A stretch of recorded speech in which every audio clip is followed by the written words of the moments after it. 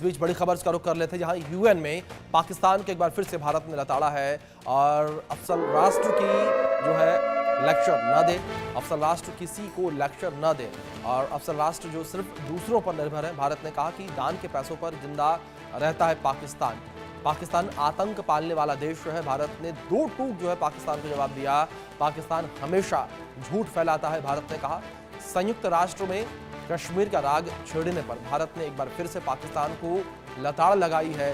जम्मू कश्मीर में लोकतंत्र दबाने एवं मानवाधिकार उल्लंघन के उसके आरोप को खारिज करते हुए भारत ने कहा कि पड़ोसी देश में मानवाधिकार उल्लंघन के मामलों की भरमार है और ऐसे में उसे लेक्चर देने की जरूरत नहीं है। पाकिस्तान में पाखंड चरम पर है। दरअसल पाकिस्तान ने जनेवा स्थित राष्ट्रीय मानवाधिकार परिषद में भारत पर मनगढ़ंत आरोप लगाए, जिसका जवाब भारतीय राजनीतिक क्षितिज त्यागी ने दिया है। और क्षितिज त्यागी ने कहा कि भारत ने कहा कि पाकिस्तान एक नाकाम देश है जो अंतर्राष्ट्रीय मदद पर किसी तरह जिंदा है। तो करारा जवाब जो है पाकिस्तान को दिया गया है। पाकिस्तान को लताड़ जो है लगाई गई है। तो यूएन में पूरी दुनिया ने पाकिस्तान की बेइज्जती देखी है। ये अफसल राष्ट्र किसी को भी लेक्चर न दे, भारत ने कहा ये। और अफसल राष्ट्र जो सिर्फ दूसरों पर निर्भर है, दान के पैसों पर जिंदा है पाकिस्तान। पाकिस्तान आतंक पालने वाला देश है, भारत ने कहा ये। यूएन में पाकिस्तान को फिर से भारत ने लताड़ा है।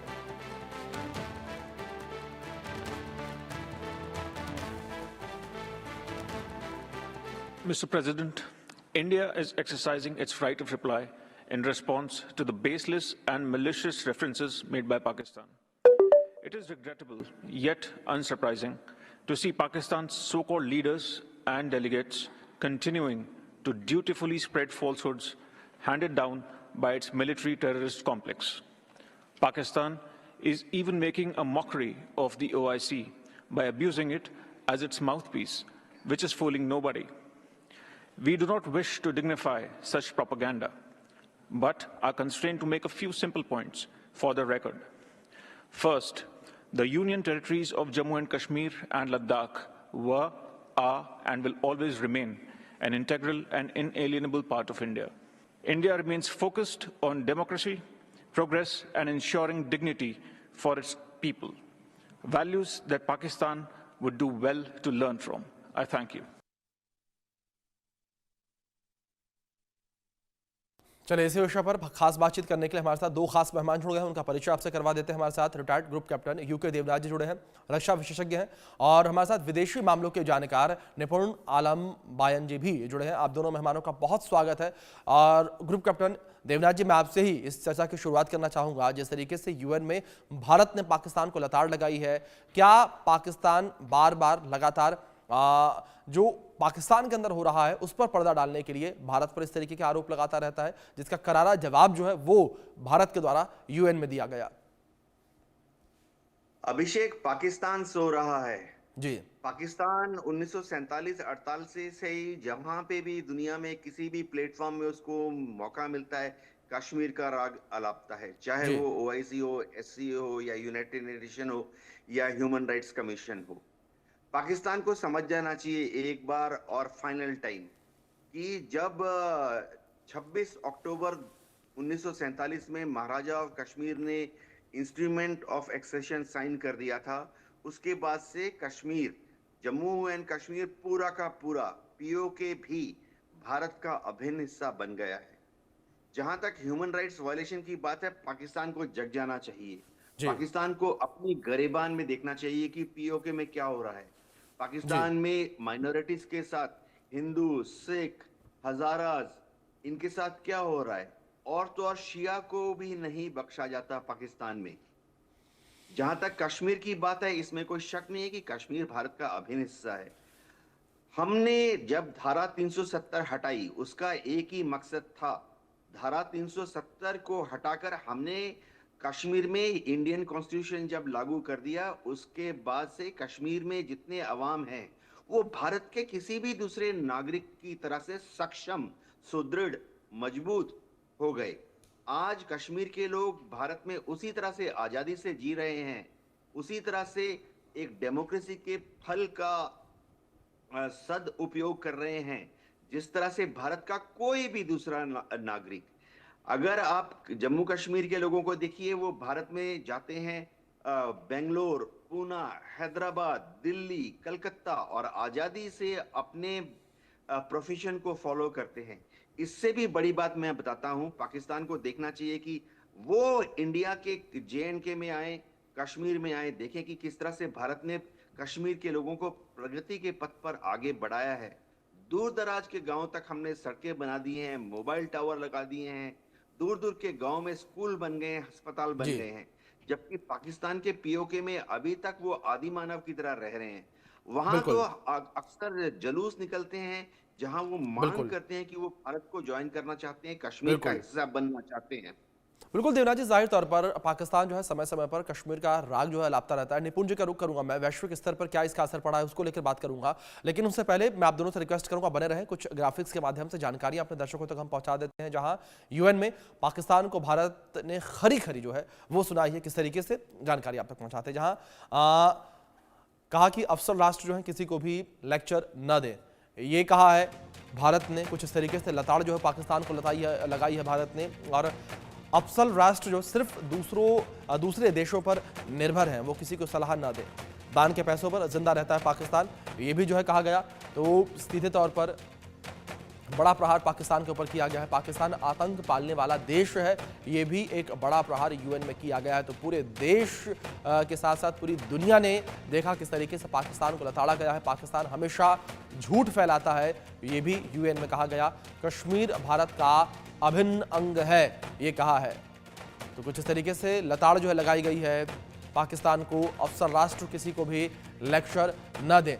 हमारे दोनों खास मेहमान हमारे साथ बने हुए हैं, सीधे उनका रुख करेंगे। निपुण जी, मैं आपका रुख करूंगा। और जिस तरीके से ये हमने देखा और एक बड़ा बयान जो है हमने देखा भारत के द्वारा सामने आया है, अगर वैश्विक पटल को लेकर बात की जाए, किस तरीके से इसका असर होता नजर आएगा?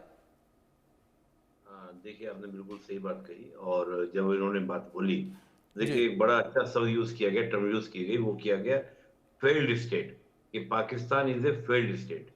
फेल्ड स्टेट किसको कहा जाता है? बेसिकली अगर हम दो टर्म्स में देखें तो उसमें जी, एक तो ये कि जो अपने यहाँ पर अपनी सुरक्षा तक न कर पाए, अपनी सिक्योरिटी तक न कर पाए, और उसके अंदर आपके टूटने की गुंजाइश हमेशा आपके दिखाई दे कि आज टूट जाए, कल टूट जाए। जैसे हम देख रहे हैं खैबर पख्तूनख्वा में देख रहे हैं, बलूचिस्तान में देख रहे हैं। किसी भी दिन हमको आश्चर्यजनक खबर मिलेगी कि बलूचिस्तान आजाद हो गया। ये कभी भी सुनने को मिल सकता है, आज, 1 महीने बाद, 2 साल बाद, 1 साल बाद, कभी भी सुनने को मिल सकता है। तो हम इस अगर टर्म में बात करें तो पाकिस्तान एक फेल्ड स्टेट, जो कहा गया उनके द्वारा, हमारे जो प्रतिनिधि के द्वारा कहा गया। दूसरा हम बात करें कि जो देश अपनी इकोनॉमी को सेल्फ डिपेंडेंट होकर ना चला सके, जिसको लोग कहते हैं कि आत्मनिर्भर होकर ना चला सके, उसको भी एक फेल्ड स्टेट के रूप में कंसीडर किया जाता है, कि जो हमेशा बाहरी सहायता पर क्या होता हो, निर्भर होता हो। तो एक तो मैं कहूंगा कि इतनी स्पष्टता के साथ जो बात रखी गई वो यहाँ पर रखी गई, पहली बात। दूसरी बात है कि जो कश्मीर का जो राग है, वो पाकिस्तान का जो राग है, वो बेतुका राग है। मैं हमेशा इस बात को बोलता हूं कि इंटरनेशनल कम्युनिटी में दो शब्दों का प्रयोग किया जाता है, दो टर्मिनोलॉजी का प्रयोग किया जाता है, de facto and D zero. D zero अगर हम देखते हैं, यानी कि कानूनी रूप से अगर कश्मीर का जो है हिस्सा, जो भी कश्मीर का हिस्सा है, चाहे वो पाकिस्तान ने कब्जा किया हुआ है या आपका कब्जा किया हुआ है चीन ने, वो डी जीरो यानी कि कानूनी रूप से वो भारत का है। क्योंकि जो लीगल डॉक्यूमेंट है, जिस विलय पत्र पर जो इंस्ट्रूमेंट ऑफ एक्सेशन में जो साइन हुए थे, वो डॉक्यूमेंट हमारे पास है। तो कानूनी रूप से वो हमारा है, फैक्टो वास्तविक रूप से उन्होंने कब्जा किया हुआ है। तो इनका वो इनलीगल ऑक्यूपेशन है, यानी कि गैर कानूनी कब्जा है। इंशाल्लाह हम जल्दी उसको वापस लेंगे। ये हमारी एक हमारे कहना कि एक तरह से हमारा स्टैंड है। अब तीसरी बात जो आपने कहा कि ग्लोबली इसका क्या इंपैक्ट होगा, जी, ये कोई पहली बार थोड़ी ना हुआ है। जी, ये तो हमने हमेशा उनको लताड़ा है, हमेशा उनको धमकाया है। लेकिन आज क्या है, आज स्थिति ये है कि पाकिस्तान बिल्कुल आपका अकेला पड़ गया है। देखिए, जी, अमेरिका उसको पहले सपोर्ट किया करता था, वो सपोर्ट उसके हाथ से गायब हो गया है। और सबसे बड़ी बात क्या है कि जो मिडिल ईस्ट है, वेस्ट एशिया है, वो वेस्ट एशिया पाकिस्तान का समर्थन नहीं करता है। यानी कि जीसीसी हो, ओआईसी हो, वहां पर भी वो कश्मीर को लेकर प्रस्ताव पारित नहीं करा पाता है। जहां पहले हमारे संबंध बड़े सीमित से थे, लेकिन आज हम देखें तो हमारी स्ट्रेटेजिक पार्टनरशिप सऊदी के साथ, यूएई के साथ और अभी रिसेंटली कतर तक के साथ हमारी स्ट्रेटेजिक पार्टनरशिप हो गई है। जी स्ट्रेटेजिक पार्टनरशिप का सिंपल सा मायना ये है कि हमारे जो राजनीतिक इंटरेस्ट हैं उस पर उनका ऑटोमेटिकली समर्थन हो जाना, यानी कि आज सऊदी भले ना बोले, यूएई ना बोले, कतर ना बोले, वो इनडायरेक्टली मान चुके हैं कि Kashmir is the internal part of India. कोई ताकत ऐसी नहीं है जो कश्मीर को भारत से क्या कर दे, अलग कर दे। और वैसे भी नहीं, ना तो कश्मीरी उसको अलग मानते हैं, जी ना भारतीय अलग मानते हैं। हर कश्मीरी का भारत है, हर भारतीय का कश्मीर है। ये भाव से हम लोग आगे बढ़ रहे हैं और इसका प्रत्यक्ष प्रमाण अभी आपको मिल गया है। वहां पर चुनाव हुए कश्मीर में, बढ़ चढ़कर जनता ने हिस्सा लिया। अभी 26 जनवरी जी की तस्वीरें हम देख रहे थे, तिरंगा वहां फहराया जा रहा था, जगह जी जगह तिरंगा लोग घर पे लगा रहे थे। तो प्रत्यक्षम किम प्रमाणम। बिल्कुल। जी देवनाथ जी, दूसरी ओर अगर बात की जाए इस बयान को लेकर, पाकिस्तान ने जिस तरीके से राग अलापा कश्मीर का, जहां एक और यूएन में जाकर पाकिस्तान इस तरीके से कश्मीर का राग अलाप रहा है, दूसरी ओर अगर बात करें जिस तरीके से कल भारतीय सेना की गाड़ी पर हमला हुआ था, घुसपैठ हुई थी और आतंकियों ने हमला किया था, एक और पाकिस्तान आतंकी हमले करवाता है, दूसरी ओर यूएन में जाकर पाकिस्तान शांति का चोला ओढ़ लेता है और इस तरीके से लोगों को बरगलाने का प्रयास करता है। पाकिस्तान इस भ्रम में है कि वो शायद भारत की टक्कर का एक देश है। जी पाकिस्तान को समझना चाहिए कि मिलिट्री पावर को तो छोड़ दें, ट्रेड, व्यापार, फाइनेंस, टेक्निकल नो हाउ, सबसे ज्यादा इंडस्ट्रियल प्रोग्रेस, कहीं पर भी पाकिस्तान भारत के सामने टिकता नहीं है। पाकिस्तान के जो हुक्मरान हैं उनकी एक मजबूरी है।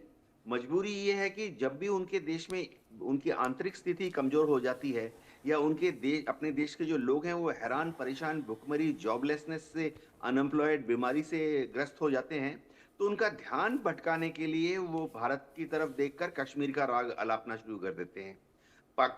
पाकिस्तान के जो हुक्मरान हैं, उनकी आर्मी है, आईएसआई है, दिन रात उनका एक ही काम है कि चाहे कोई भी पॉलिटिकल पार्टी हो, पीपीपी हो, पीएमएलएन, नवाज की पार्टी अभी पावर में है, कभी पीटीआई पावर में थी, कि इन सब पार्टियों को आपस में उलझाए रखना, उनका जो वोटर बेस है उनको कंफ्यूज करके रखना, एक ही राग अलापना की जम्मू एंड कश्मीर जो है वो भारत से वो छीन लेंगे एक दिन, और शायद पाकिस्तान की आर्मी ही ऐसा कर सकती है।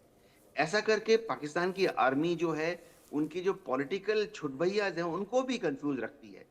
पाकिस्तान में आज वोट लेने का सबसे अच्छा तरीका क्या है? हिंदुस्तान विरोधी स्टेटमेंट देना। पाकिस्तान आर्मी को अपने अस्तित्व पे जब भी खतरा होता है या उनको बजटरी एलोकेशन कम होती है या उनकी कोई पॉलिटिकल पार्टी जो है पाकिस्तान आर्मी पर अगर गलती से उंगली उठाती है, तो तुरंत उनके आर्मी को मालूम है कि इस सिचुएशन से निकलने के लिए क्या करना है, भारत की तरफ उंगली कर दो, जम्मू एंड कश्मीर का राग अलापना शुरू कर दो। ये तो जाहिर बात है, जम्मू एंड कश्मीर में हमने लोकसभा का इलेक्शन कराया, कितना सक्सेसफुली कराया, वहां पर अपने स्टेट इलेक्शन कराया, उन्होंने अपने प्रतिनिधियों को चुना। आज आप जम्मू एंड कश्मीर में देखिए, हर गांव से एक बच्चा जो है भारत में आके अच्छी नौकरी करता है। जेएनके के जो यूथ हैं आप देखेंगे वो बेंगलोर में ये काम कर रहे हैं, कोलकाता में काम कर रहे हैं, दिल्ली में काम कर रहे हैं, हैदराबाद में काम कर रहे हैं। और तो और वहाँ कश्मीर के बच्चे अब आईएएस, आईपीएस एग्जाम में compete कर ऑल इंडिया सर्विसेज में ज्वाइन कर रहे हैं। तो कश्मीर का जो इंटीग्रेशन है दिल और दिमाग से भारत के साथ हो गया है। अब पाकिस्तान को ये भूल जाना चाहिए कि इंडिया का हिंदुस्तान कश्मीर वो लेंगे, वरन पाकिस्तान को ये चिंता करनी चाहिए कि एक दिन बहुत जल्दी ही पाक ऑक्युपाइड कश्मीर का विलय भारत के कश्मीर के साथ होने वाला है। बिल्कुल बिल्कुल। देवनाथ जी, लगातार पाकिस्तान जो है इस वक्त गलतफहमी में जीता इस वक्त नजर आ रहा